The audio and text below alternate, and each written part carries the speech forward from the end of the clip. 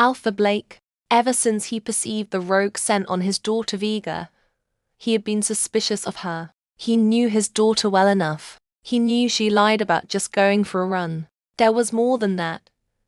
And he would find out soon. In times like this, he missed Lana, his mate. She was a good Luna and the best mother to her kids. It's so unfortunate that she had to sacrifice her life for Vega. Ever since Victoria and Vega were born, Vega has always been weak. Lana was a powerful, which she discovered her daughter Vega wouldn't have a long life because she was born without a wolf. Lana could not watch her daughter die, so she fed Vega with her powers. There were consequences for Lana's action, and it was the fact that her powers would deteriorate whenever she fed them to Vega. Alpha Blake tried to stop Lana from doing what she was doing, knowing her life would be shortened, but she refused. She said she could never watch any of her daughters die before her very own eyes, especially when she had the powers to save them. She was determined to sacrifice her life so Vega could live for a very long time. Truthfully, Lana loved her two daughters equally, but she paid more attention to Vega because she was the weak one. When Alpha Blake saw how dedicated Lana was to Vega, he decided to pay more attention to Victoria so she wouldn't feel left out. After the death of his wife, Alpha Blake developed both a love and hate feeling for his daughter Vega. He loved her because she was his flesh and blood, but he couldn't help being displeased with her sometimes, for she was the reason his mate died early. He had promised Lana to never let any of their daughters find out about the truth, and so he had kept this secret to himself all these years. He knew Vega's wolf was a rare one and she hid it from everyone. It was better no one found out about her identity, because her identity would only bring chaos and disaster to the werewolf world. There's something you need to see, Alpha Blake. Beta Raymond walked in on his Alpha looking very disturbed. Alpha Blake gritted his teeth, knowing full well something was wrong. He could sense it already. They both shifted to their wolves and raced down the pack's boundary. Alpha Blake eye-scanned his environment before setting his paws outside his boundary with Raymond behind him. They walked just a few steps and the stench of dead rogues hit their nostrils. What the hell happened here? He asked his beta through mind link, but Raymond was as confused as he was. Whoever did this must be very powerful, Raymond said. They went back to their pack and shifted to their human forms. Who do you think must have done this, Alpha? Alpha Blake clenched his fists in pure anger. He knew just who might be responsible for this. Raymond, keep what we found outside the boundary a secret. No one must find out about this. Absolutely no one. Do you understand? Raymond nodded in absolute response. They both knew this was trouble. Rogue attacks were something they had never experienced since the agreement they had with the rogue Alpha Griffin. But now that two rogues had been found dead not far from their pack, it was clear a member of the White Snow Pack did it, and Alpha Blake might know who was responsible for it. He marched into the house, found out Vega and Victoria had gone to school. He knew it. Last night he perceived the ominous rogue scent on his daughter Vega. He knew she had a powerful wolf, but never in his wildest dreams would he have imagined Vega could kill anyone. Has he underestimated his daughter's power? Alpha Blake paced back and forth in his study room. He knew what would happen if anyone found out about this. His pack would be at stake, and even his daughter Vega would be in deep trouble. Later in the evening, Vega came back home tired as usual. She made dinner for everyone in peace because Victoria stopped talking to her. Vega enjoyed the silent treatment Victoria was giving her, and she wished it would stay that way for a very long time. After dinner, Alpha Blake requested Vega's presence in his study room. Just when she thought she was safe, now she's being summoned.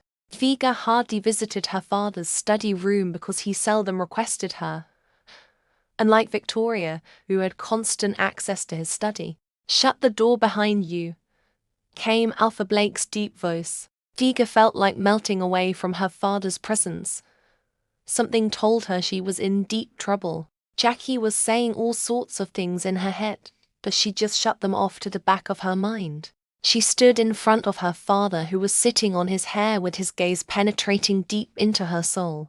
Viga's heart began to beat faster in her chest out of fear. Are you ready to tell the truth now? She could tell her father was angry at her right now. There's no reason to hide anymore because she knew he must have found out. I only killed them to defend myself, Viga said in a whisper with her head hung low. Alpha Blake's stern face softened a little. He never knew she would come out so plain. He couldn't deny the fact that he was quite pleased knowing his daughter at 19 could defend herself. If only Viga could see her father's face right now, she would understand that he was proud of her. But she was too afraid to meet his eyes. Do you know what you have done? He changed his tone. His daughter must have done the right thing in defending herself, but she never thought about the consequences of her actions, and that annoyed him. I know. I should never have killed them. Viga's tears ran down her cheeks. Have I endangered Alpac? She raised her head to look at her father, whose face was expressionless. I don't know if we are in danger yet, but I know this is not the end. I'm so sorry, father. This is all my fault. I will fix this. Alpha Blake let out a sigh. And how do you intend to fix it? You are right when you say it is your fault, but you can't fix anything as it is now. Tika cried even more. She regretted ever going into the woods at night. And she regretted not watching where she was going. Go back to your room, and for God's sake, don't cause any more troubles for me. Tika ran out of her father's study, only to bump into Victoria, who had been eavesdropping by the door. She ran past Victoria, who smirked at her. She got into her room and shut the door behind her. Tika lay on her bed and cried herself to stupor, and her tears blinded her vision. Tika wasn't crying for the rogues she killed. She was crying because her father was disappointed in her. She wished she had let the rogues kidnap her, that way her father wouldn't have to be disappointed in her. Maybe it would be better to be bullied and hated by a stranger than by your own pack members and family. Victoria walked into Viga's room. So you're now a rogue killer? What? My sister is so tough. Viga thought she bolted the door behind her, but from the look of things she didn't. Why are you crying? I mean, shouldn't you be happy you killed a rogue? Victoria stood in front of Viga, who lay on her bed with her arms underneath her head. Victoria smiled like a sick maniac. This was what she always wanted, and that was to make their father disappointed in her. Leave me alone, Victoria. You've won. Are you happy now? Viga was into a rage. It was bad enough that her father is disgusted with her. Now Victoria is only making it worse by adding salt to her injury. Oh, baby sister. You don't know how delighted I am right now. I'm so very excited you are beginning to show your true colors. Get out of my room. Viga screamed in anger. Victoria smirked in a wicked way. I will leave, but let me tell you this. When the rogue Alpha comes looking for the killer of his rogues, I swear to the moon goddess I will sell you out. Victoria left her sister's room in rage, shutting the door forcefully behind her. Don't worry, Viga. We will be okay. I promise. Jackie consoled Viga. You should have let me claw at her face. I so badly want to destroy that face of hers. We can't do that, Jackie. She's still my sister no matter what. I'm sure she will come around someday. No matter what happened, Viga still loved her sister very much. For more stories, subscribe to At the Romance Library. Thank you for watching.